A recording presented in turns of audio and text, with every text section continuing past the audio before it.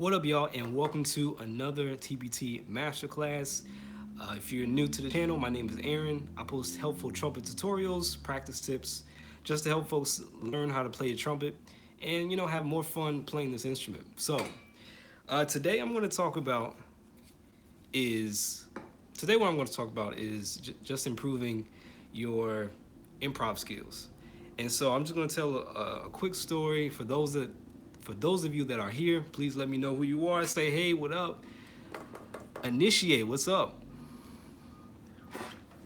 What's going on?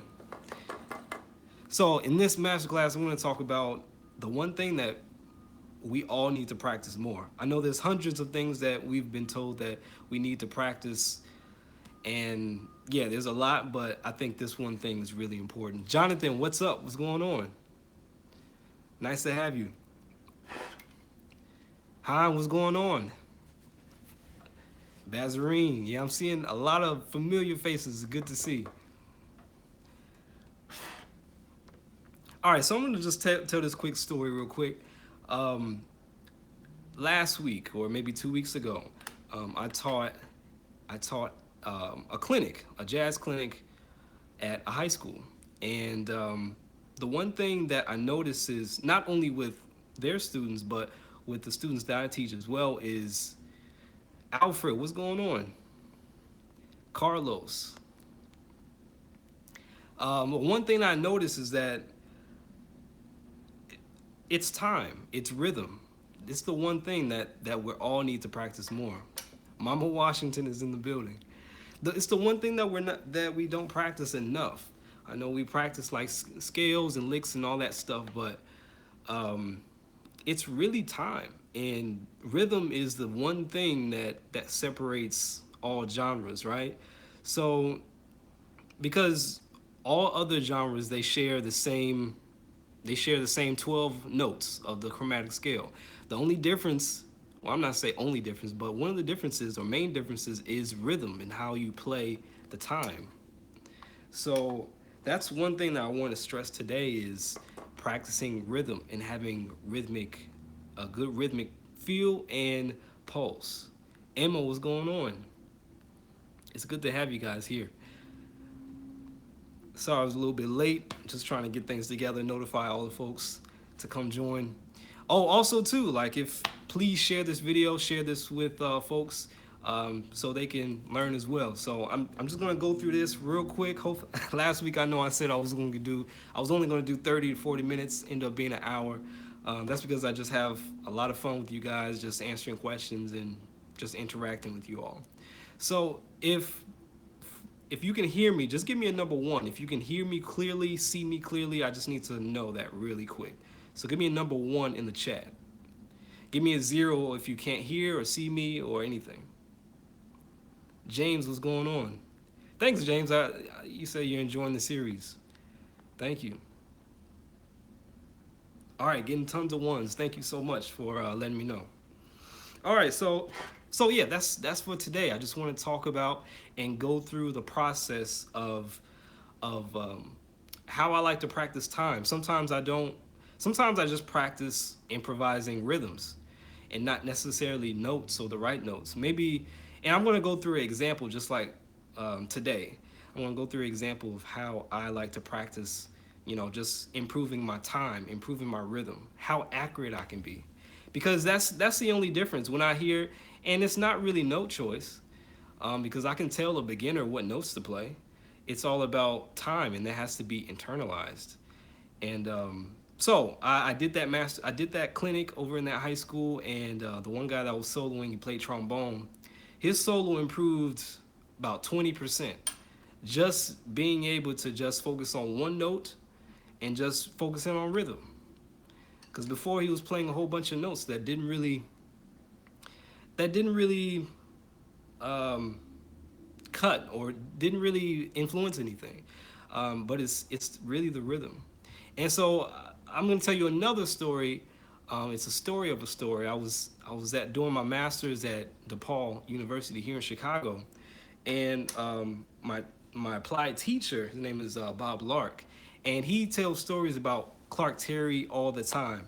And so He would tell the story about how Clark Terry used to kind of do his master classes and teach people how to swing. And Dr. Lark was going through his story, and I guess what Clark Terry would say. I'm paraphrasing the story. Clark Terry would ask someone to play four quarter notes and just mimic. He didn't say anything but but do what I do. I guess that was the story. He just played four quarter notes, and it had to be in time, and it had to, and the articulation was there. So that's pretty much the story. He would tell me that Clark Terry would test, young Bob Lark at that time, just to practice getting those notes in time. And he didn't just use it on him, but he used it on a lot of, I guess, students that he taught, over the years. And so what I did after he told me that story, after that lesson, I was like, that's something I hadn't practiced before. Just being able to play quarter notes just straight in time. And it had to be the right articulation. All the notes had to sound the same, or whatever. So had the same weight. Um, so that's what I did in the practice room. I tried that with like a blues or whatever tune that I'm soloing over, and I just practiced quarter notes. And some of you might be bassists already, and you guys can, really jam out on some quarter notes. So that's really cool. But as a horn player, I really never paid too much attention to rhythm, and so that was another learning experience during my time there. So what we're gonna do today is we're just gonna take a blues, a regular F blues, and I can go over the chords real quick. So if you have your horn on you, go ahead, take it out, prepare it, warm it up, and I'm just gonna go over the blues, the notes of each chord, the arpeggios. I'm not gonna talk about scales. I'm just gonna go through the arpeggios, and we're just gonna go through the progression, just playing quarter notes. But what we're gonna do is we're going to play quarter notes on all four beats, and then what we're gonna do is be able to play the ands of each beat. So we're not only going to play the downbeats, but we're going to play the upbeats and see how well we can get that in time. And so this is one skill that has really improved my playing over the years, just to be able to feel each and every eighth note. So be able to feel one. What does that feel like? Be able to feel two, three, and four. Now it comes a little bit difficult, more difficult when you have to come in on the ands of the beat. So the end of one, the end of two, the end of three, and the end of four. So that's what we're going to do today, and hopefully it won't take too much time, take too much of your time. I don't want to waste your time, but hopefully you learn something and get some value out of this, because I know I learned a lot of things doing this exercise. So I'm going to bring out my iPad with my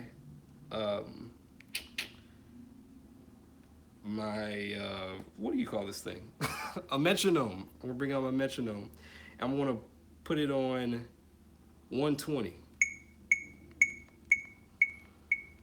So I'm gonna just go through the blues progression, and so you guys have a feel for that. So you don't need any music or anything. I'm just gonna tell you the notes, and I'm gonna say it in R key, in B flat. I'm not gonna say it in concert pitch. So sorry for everyone else that is concert instrument or E flat or F. All right, so the first four bars of the blues is G7, C7, G7, G7. We're just gonna make it that simple. So um, the first chord is G7. So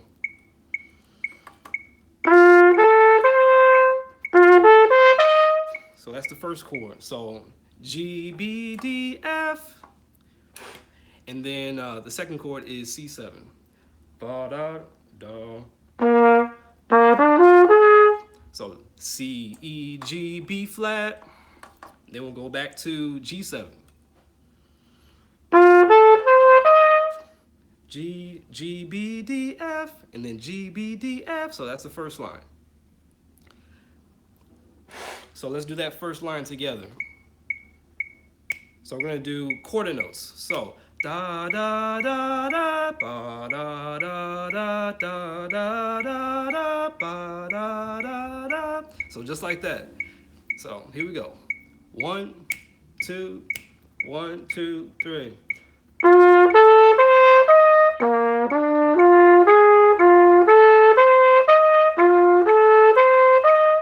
If you can't do that upper note, because I know there's a few beginners in here. If you can't do that upper note, that F, go ahead and do the lower octave. So 1 and 3, starting on low G. So G. So G 1 and 3, B, D 1 and 3, and then F. First space F. All right, so that's the first line. Let's do the second line. So the second line is C7, and they're going to do C sharp fully diminished 7, G7, and then then E7, E7. So our first chord is C7, which we already played already. Now that C sharp fully diminished is C sharp, E, G, B flat. So it's the same as C7, but C is C sharp. So it's the same notes. C sharp, E, G, B flat, and then go back to G7. Or go down the octave. Okay, so G, B, D, F, and then E7.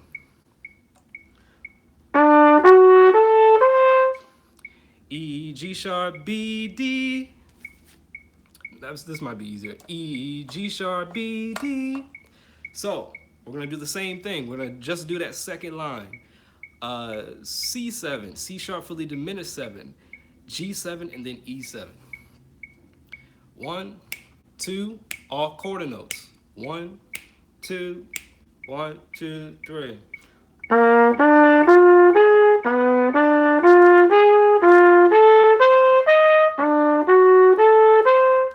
Okay, so that's the second line. Let's do the last line now. So it's a 2-5-1. So there's A minor 7, D7, G7, and then D7.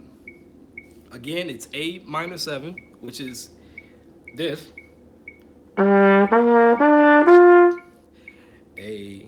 A, C, E, G, then to D7. D, F sharp, A, C, back to G7, which we already know.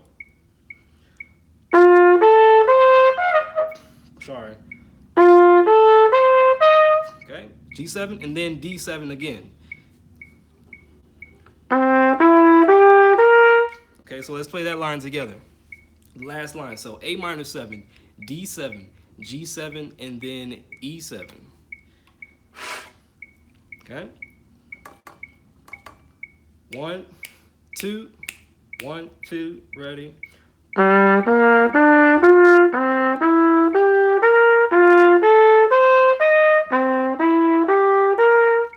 Okay, so let's play that all together. First line, second line, third line. If I'm going a little bit too fast, sorry about that. You can actually on the live, you can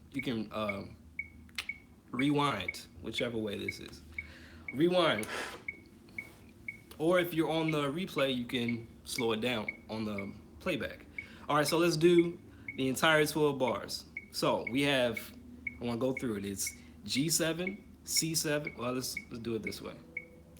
1, 2, 3, 4. G7, C7, G7, G7, C7, C sharp fully diminished, G7, E7, A minor 7, D7, G7, and then D7. All right, so those are all the chords that we're going to use. So let's actually play it now. 1, two, one, two, three.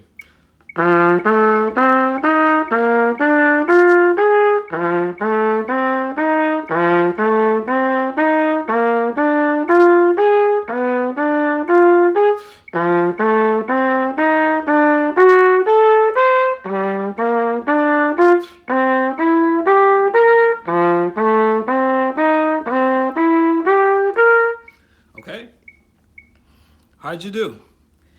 If you're playing along with me, how'd you do? All right, so those are all the chords that we're going to use today, and those are the Omega says, "Why do you close your eyes when you play? Does it help?" It does help me. It helps me focus. It helps me focus and just really not mess up because I'm easily distracted. All the things around here, even everything can distract me. So I like to close my eyes and just really focus on what I'm doing, especially on this live stream.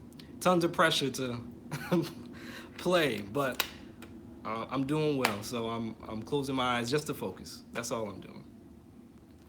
But it also, for me, it allows me to hear a little bit clearer, especially if I'm playing in a group.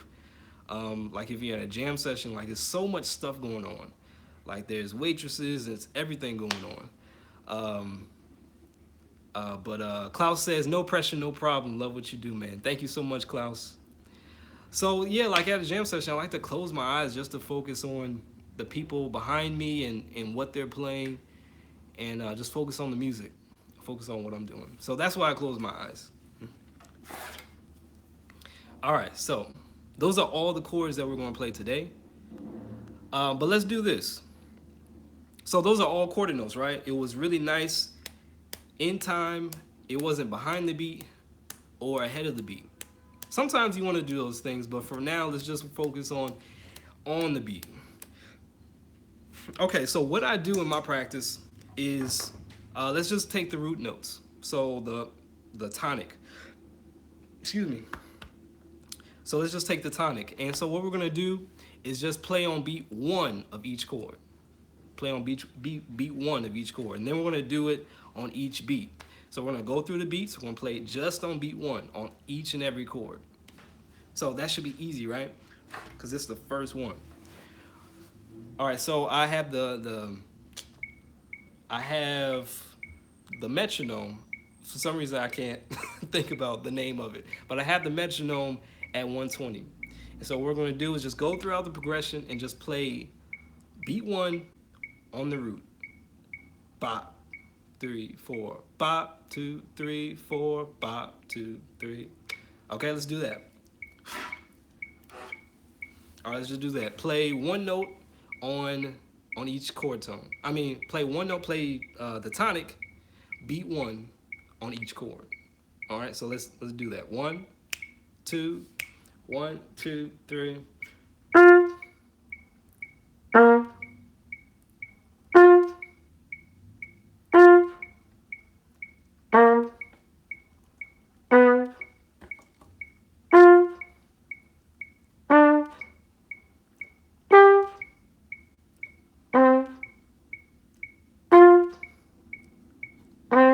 Okay, so let's just do that. Okay, now let's play on beat two. Play on beat two, so it's going to sound like this. 1, 2, 3, 4.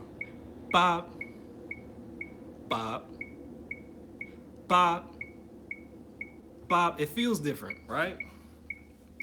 Love you too. Email. All right, so let's play on beat two.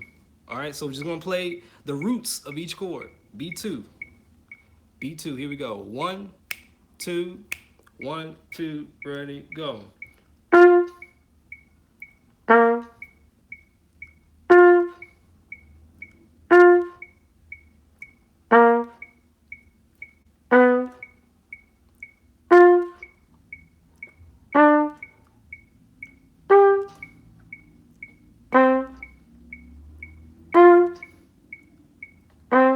Okay, now let's do it on beat three. This is going to feel a little bit different. You're going to have to wait a little bit.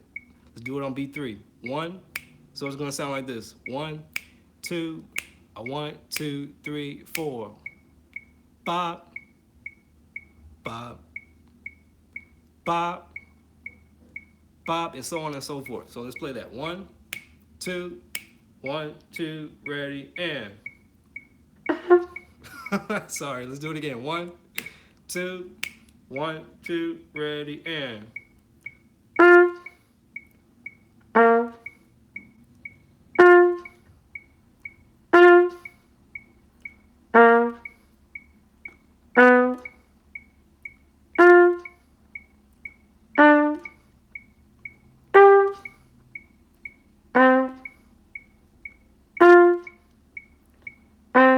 Okay. Now, no questions. Cool, no questions. All right. If you like this so far, please go ahead and like the video. If you're kind of liking the lesson so far. Um, Now let's play on beat 4. We almost got all the beats, all the down beats. So let's play on beat 4. So 1, 2, ready, and bop. Wait, 1, 2, 3, 4. 1, 2, bop, bop, bop, and so on and so forth. On beat 4. So yeah, this is a good exercise. All right, let's do beat 4. Okay, 1, 2 on beat 4 roots. 1, 2, 1, 2, ready, and.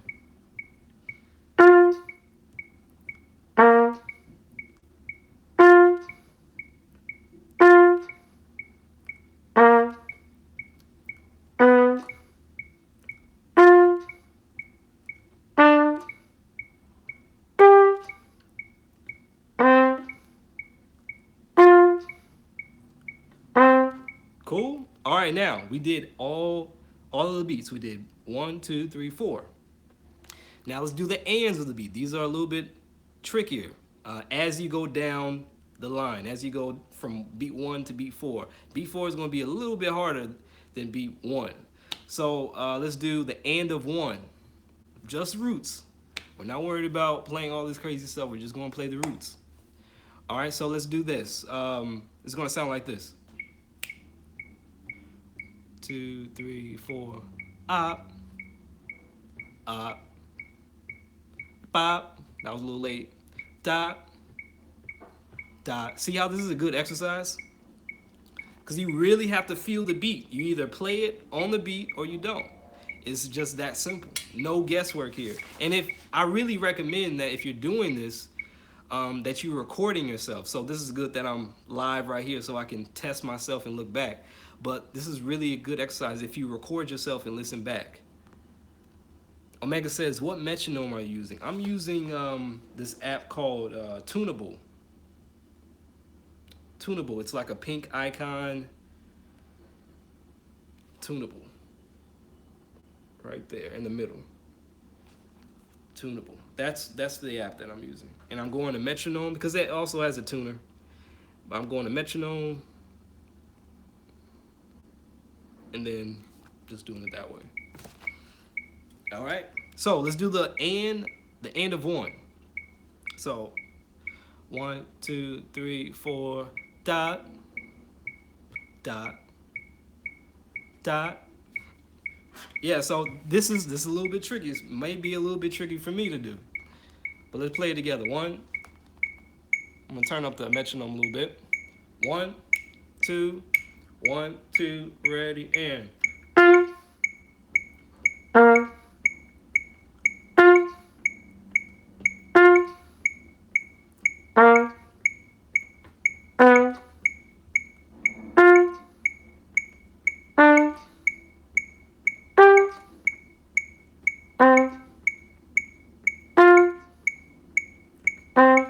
Okay, now let's do the and of 1.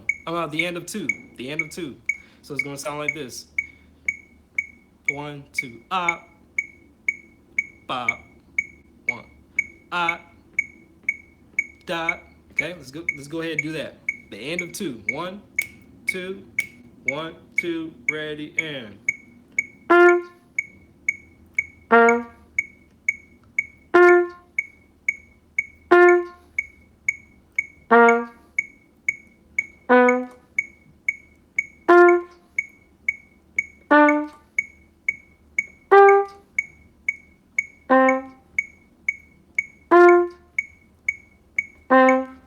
Yep. So that's a little bit harder as we go along through this exercise. So for me, I kind of felt myself, I think a little ahead of the beat or a little bit late. Either way, I wasn't quite on it. I can feel it once because you gotta do a little dance sometimes just to feel the beat, and that's what I like to do a little dance just so I can feel it. Um, so we did the end of one, the end of two. Now let's do the end of three. So 1, 2, 3, 4, 1, 2, ah, ah. The end of three. It feels different. End of three. 1, 2, 1, 2, ready, go. Wait. I'm doing the end of two. 2, 3. See, it's tricky. 1, 2, mm, mm, ba. 1, 2, 3. There we go. So I need to practice the end of three, is what I'm telling myself. 1, 2, here we go. 1, 2, 3, 4.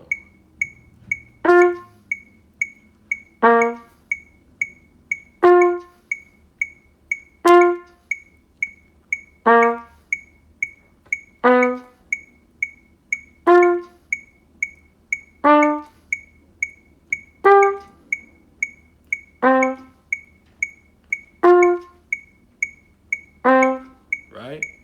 So now let's do the end of four. 1, 2, 3, 4. 1, 2, 3. Ah, ah, and, and. All right, let's do the end of four. Here we go.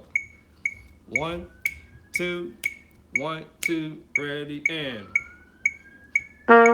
Wrong note.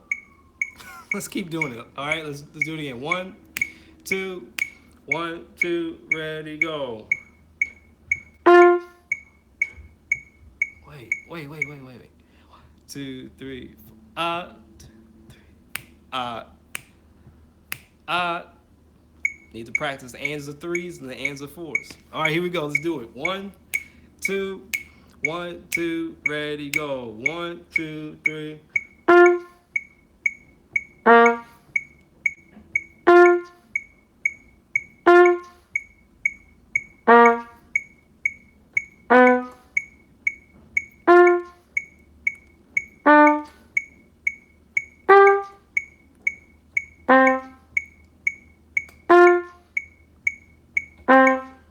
Yeah, that's hard. That's a hard one right there. The ands of four, killing me.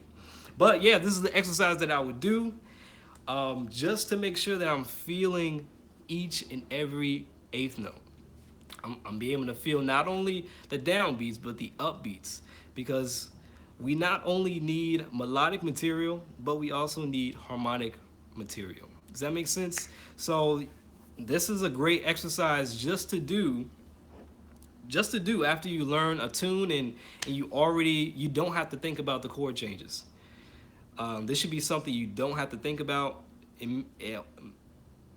It'll be hopefully it's like a progression that you really know, so you don't have to think about the chord progression. So this is what I would do, and not only that, kind of like rhythmic target practice, because you have to feel each and every beat. But what I also do is maybe take one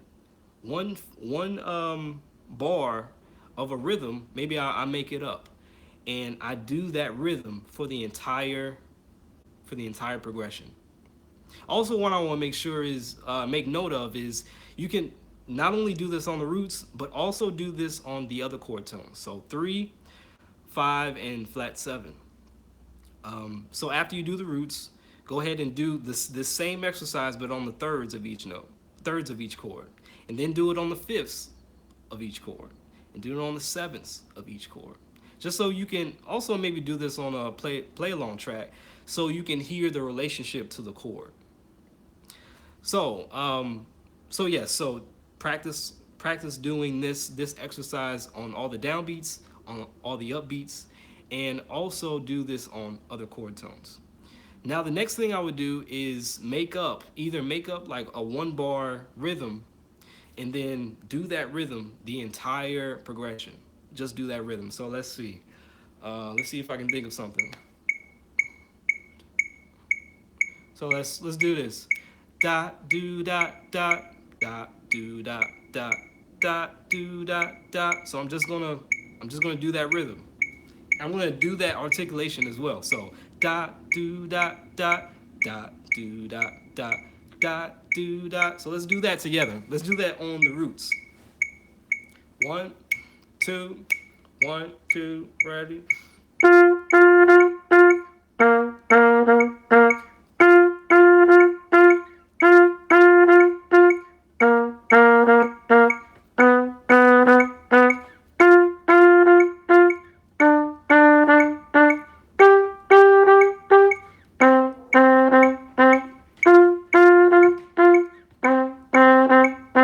Right? So I would do rhythms just like that.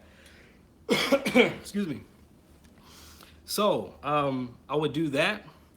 Also, what you can do is maybe if there's a song that you know, or if there's a song that you know, take the rhythms from that song and just practice that rhythm on one note over over the entire progression maybe. So I'm drawing a blank, but let's do this. Let's play two rhythms and just go let's go back and forth. So let's take the first one, dot do dot dot, and then let's do something else. Let's do another rhythm. Dot, dot, do, dot, dot, do, dot. So let's do this. Dot do dot dot do dot dot do dot dot do dot. So what is that on? That's on I think on 3. Dot do dot dot on 2. Do dot dot do dot dot do dot. So let's do that. Do that 2 bar, going back and forth. So it's gonna be dot do dot dot do dot dot dot dot dot dot dot. So we're gonna play the entire thing. We're gonna go back and forth between those two rhythms. So we have dot do dot dot, and then this rhythm, which comes in on 2. Do dot. Right? So let's do that. 1, 2, 1, 2, ready, and.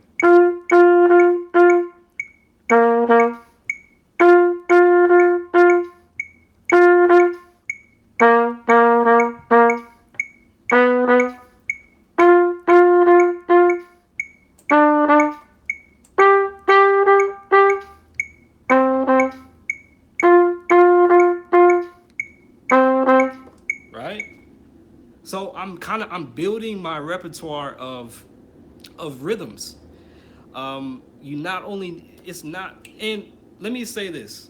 There's this one thing that I learned. A few things that I learned. Daniel says sounds good. Awesome. So another thing that I learned while I was at DePaul was what people listen for. And so these are the elements that people are listening for. And these are things that you don't have to be a musician to hear or really notice, but you know it's there. So these are elements that I learned. When you take a solo, there's a few things that they listen for, the audience. They listen for, first thing is sound. How do you have a good sound, or an okay sound, or a bad sound? And they say to themselves, oh wow, they have a good sound. The second thing is, are they playing in time? So your rhythmic feel. Are you playing on the beat, ahead of the beat, or behind the beat? Now, it could sound hip and cool if you're Dexter Gordon and you're playing behind the beat, but you still got that subdivision in your head. But if you're behind the beat and it sounds like it's dragging, that's gonna sound it's not gonna sound the same as if you were subdividing and playing behind the beat. Playing ahead of the beat is hard to do because you have to know what you're about to play before you play it. So that can sound hip too, but if you're not used to playing ahead of the beat, or if you tend to rush, then it's going to sound really jittery and really nervous, if you're rushing. And so that's another thing. That's the second thing people listen for. Is first thing is sound, second is rhythmic feel, pulse. The third thing is abstract. It's conviction. and how you persuade someone on your message. So how confident are you that you're playing this and you're playing it for a reason? It's not by accident. People can hear that. They might not know what it is, but it's that confidence. And it's abstract, but it goes along with every other element, which is the last element is articulation. So articulation is just simply how you articulate the strong beats in the weak beats. So those are the four things: how you articulate all those things. The sound, people listen for sound. Folks listen for rhythmic pulse and rhythmic feel. How well you play on the beat, on the time, or how well you do that. The third thing is conviction. Even if you play wrong notes, how well can you convey and make it sound like it was supposed to be there? You did that on purpose. And that's a whole nother subject. And then four is articulation. How you articulate, articulate certain beats that sound stronger than others. I was listening to when Marsalis play All of Me on a video with my student. I had a student earlier today, and we're playing All of Me. I'm teaching him, and he's learning All of Me, and we're listening to his solo. And it's great how Witten can really accentuate certain notes and bring them out, and get your attention and articulate certain things. So he noticed that, and I noticed that. So those are the four things people listen for: sound, rhythmic pulse, or pulse feel, conviction, and articulation.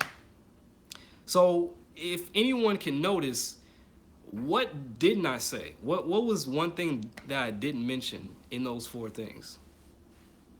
And this is the exact same question I gave the clinic that I taught a couple of weeks ago. What's one thing that I didn't talk about in those four things?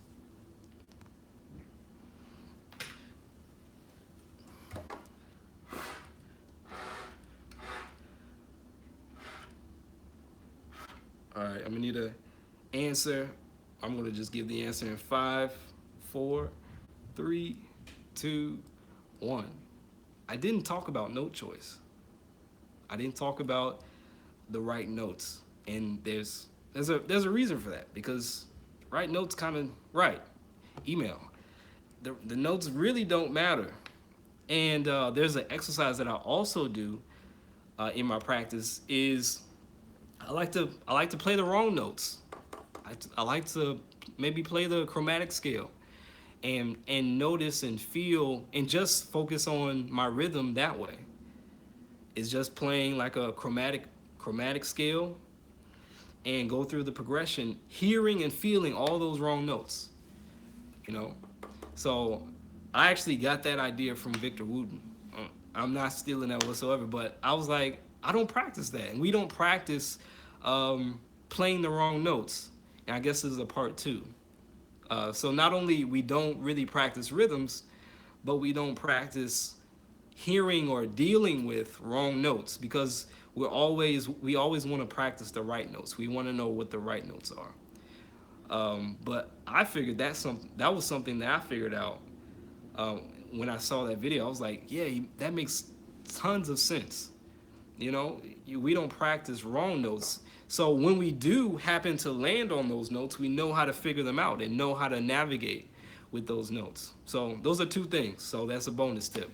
We practice rhythms and we practice wrong notes. Practice dealing with wrong notes and how to resolve them. All right. So if there's any questions, man, let me know. But this is probably the quickest live stream I've ever done. If you guys don't have any other questions, it doesn't have to be about improvisation. It could be about other things. But I'll take a few questions if you guys have any.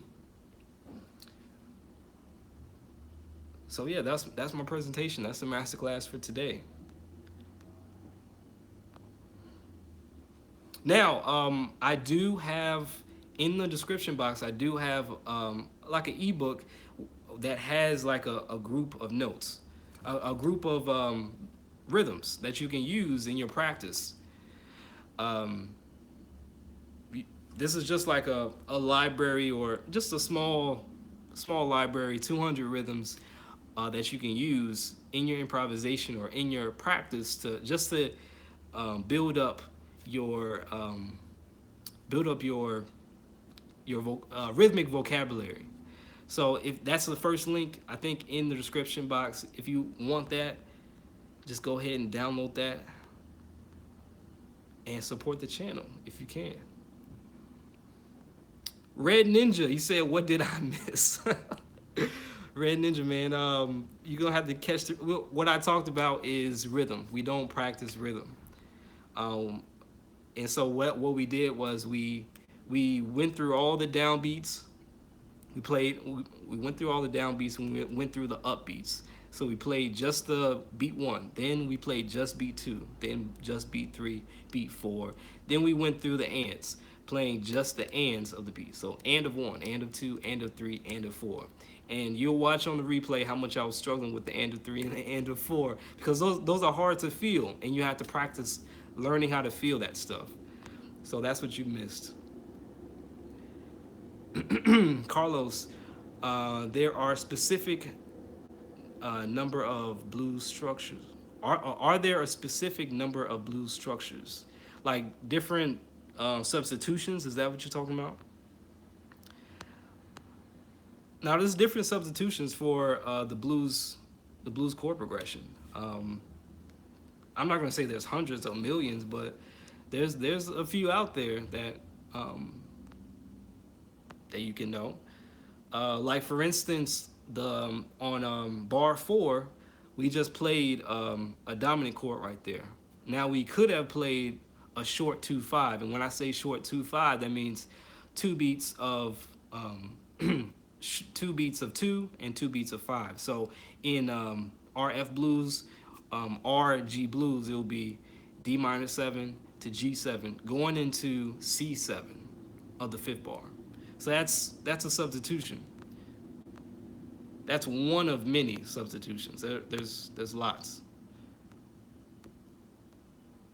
So that's a substitution. So you can do the reverse. So anytime you see a 2/5, you can just play five, or you can do the tritone substitution, which is a tritone above five. So if we take bar four, that's a G7, right? So we can play a C sharp 7. So a tritone above G is C sharp, C sharp 7. And then on that C sharp 7, we can make that a 2/5.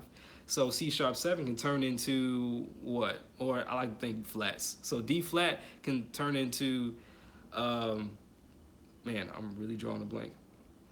D flat into G flat. So it will be A flat minor, D flat 7 in that bar. So that can be a substitution.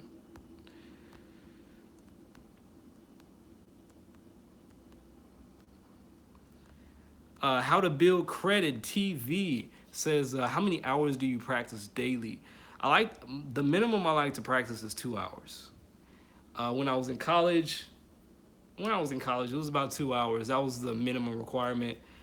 For education majors, that was some number, and then for some number that the studio was. So the minimum was 2 hours for education majors. For performance majors, the minimum was 3 hours. So in college, I wanted to, I wanted to practice like the performance majors. So I practiced 3, maybe 4 hours during my undergrad. But now I like to just practice like 2-3 hours and be very deliberate on my practice, like be very specific on what I want to accomplish. Jeff says, awesome. Unfortunately, I have to go back to work. Thank you. Hey, man, Jeff, thank you for joining me and joining us in this masterclass.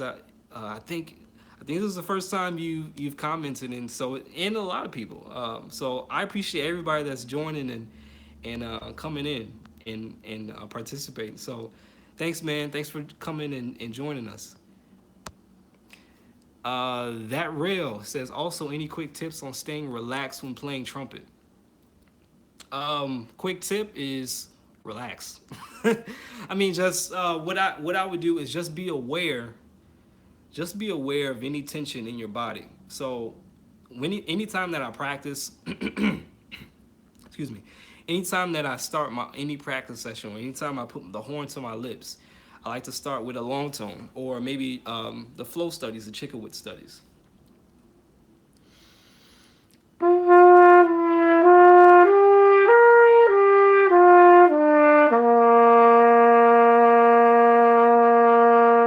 And when I play that last note, I'm not only paying attention to the sound, but I'm also paying attention to if there's any tension anywhere in my body. I just want to release it and just release it. If there's any tension in my neck, I just want to release it. If there's tension if my shoulders are raised and I feel that, I'm like, okay, let me bring that down. If my left hand is very claw like, I just want to relax that left hand. So if you notice, go ahead and play some long tones.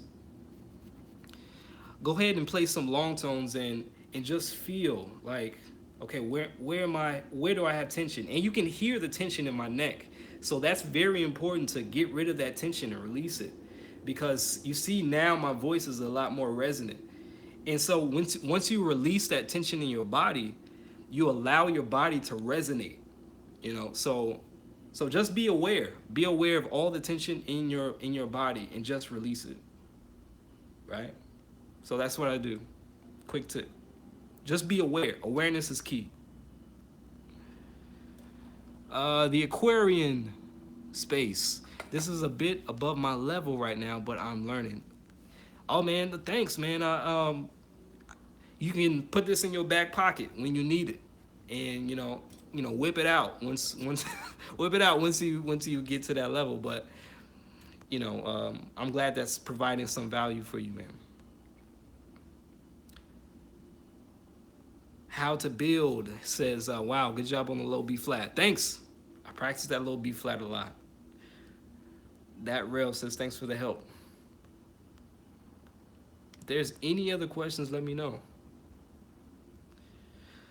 That rail. This is cool because recently the Hellbing Jazz Initiative talked to my jazz band about this. Yeah, it's. I figure like there's not a lot of people talking about this. You go on multiple, if you search the web and people teaching about, I mean, licks are cool, scales are cool, but it's that rhythm though. It's. Can you play in time, my dude? Can you play with some? How many rhythm licks do you know? Right? Tell me that. Like not only melodic, but of course you can take that melodic lick that you learn and just break it down and just look at the rhythm, but have rhythm in your back pocket as well. Not only melodic licks. Dario says, how do you choose the right pattern licks? That's easy. It's listen to someone that you love. First, listen to a lot of musicians in general that play improvised music, and and only choose the ones that really resonate with you. And I talked about this, I think, last week on the Q&A.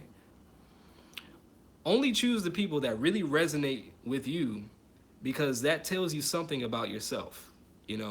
What they're playing is what you admire. So if you hear something and you're like, man, that sounds good, like I want, and you get an emotional response from it, that tells you that you want to play like that, or that's something about you that's internal. So that's when you talk about right licks and right patterns, only play the patterns of licks that really resonate with you. And of course, improve your technique by learning all the patterns that you can, like playing scales in thirds, playing scales in fourths, all that stuff. Yeah, blah, blah, blah. But if you want to have your own sound, be very aware. Awareness is key. Be very aware what really gives you that emotional response when you hear someone play. It could be their sound, it could be how they play, like how they place that note, how they articulate, and really figure figure that out. So the short answer is whatever sounds good to you. That's how you pick the right lick.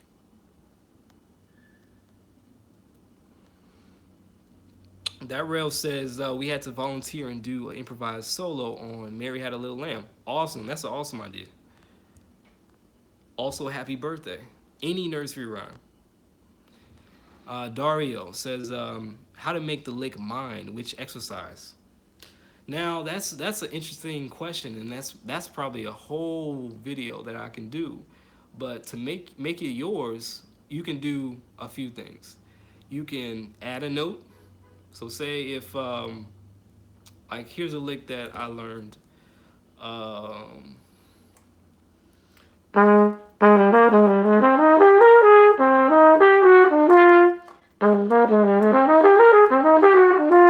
so that's a lick, right? 2/5 lick. Thinking G minor to C7. Da da da da da da da da da da da da. I think that's a 2/5 in F. But anyway, so that's a lick, right? That's a verbatim lick. That's what they play, and I think it's from Red Garland. He plays. It was a song that I was learning. Not Foggy Day, but I can't remember. It Can Happen to You. I think it can happen to you. Yes, Red Garland plays It Can Happen to You. And that's the lick, right? So what you can do is add a note. Add a note before it. Um, so you can add a pickup note or add whatever, two notes.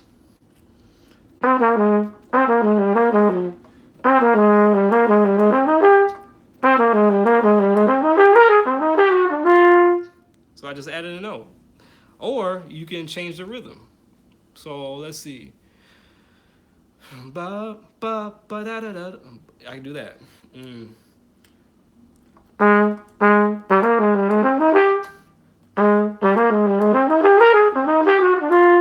So I changed it. So I didn't play this. So I didn't play all the notes. I played this. And that kind of delays some resolutions there, but that's one way to do it.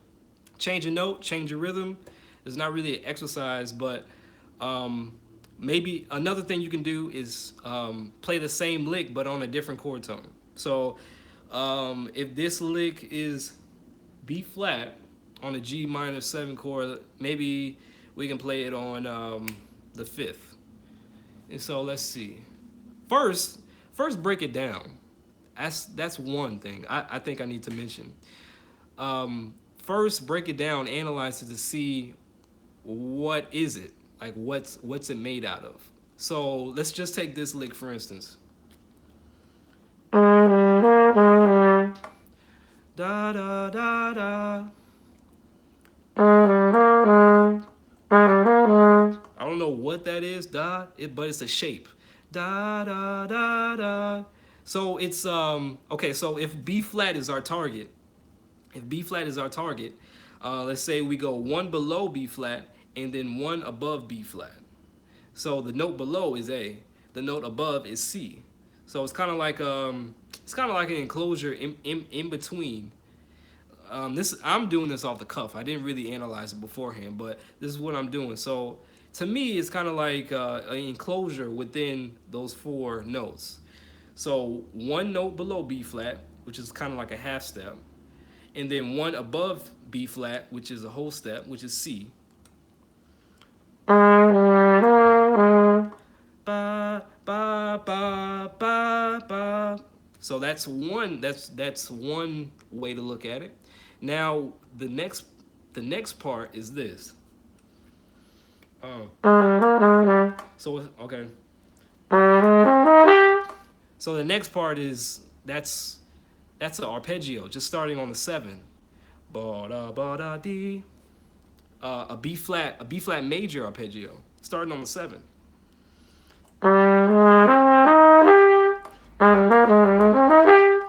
So that's how I like to look at that. So analyze, when you learn a lick, analyze it to see how you can remember it and make it a concept of yours. So for me, that one shape is, I'm gonna call it enclosure, 4 beat enclosure, whatever. I don't know. I'm just making stuff up. But and then the next thing is just simply B flat major 7 starting on the 7. B flat major arpeggio starting on 7.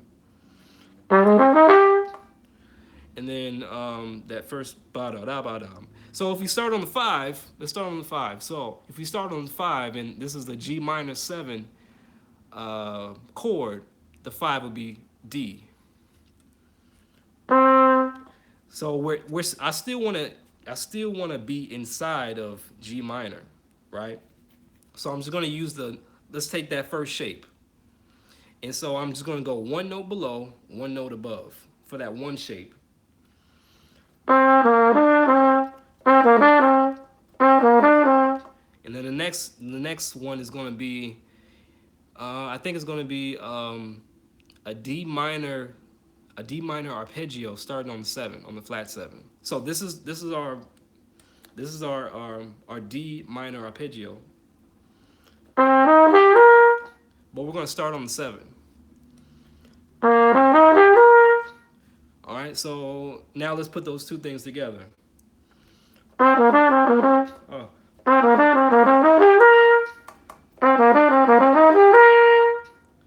So, so yeah. So that's one way to make a lick yours. Add notes either at the beginning or the end. Change the rhythm. Change it. Any way that you can, or any way that you can hear and it sounds good to you. Another thing, and these are just 3 things I'm coming off. These are just off the top. Take the lick and first analyze it. See how you best understand it, and maybe try it on a different chord tone, and see how you like that sound.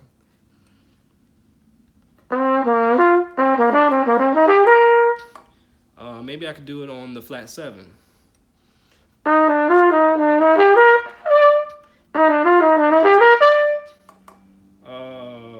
Yeah. So that was all of them. The one.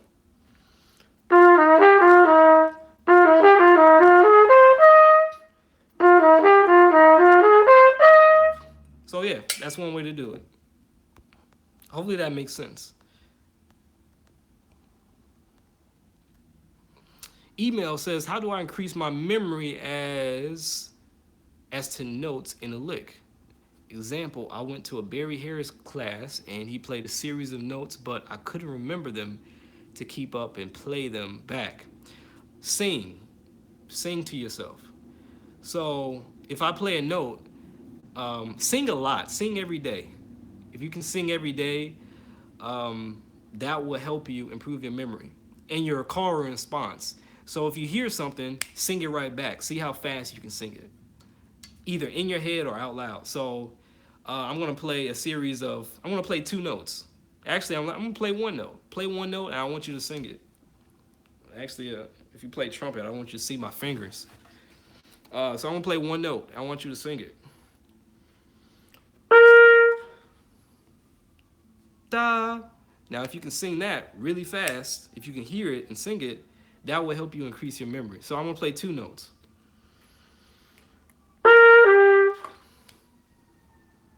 Ba da. Play 3 notes. Ba da ba. Right? So sing. That helps your memory and it helps you recall notes. So sing in your head. When you hear something, sing in your head and then play it. But you have to practice that on a daily basis to get your ear training up. So that's how I like to memorize stuff. So increase your ear training.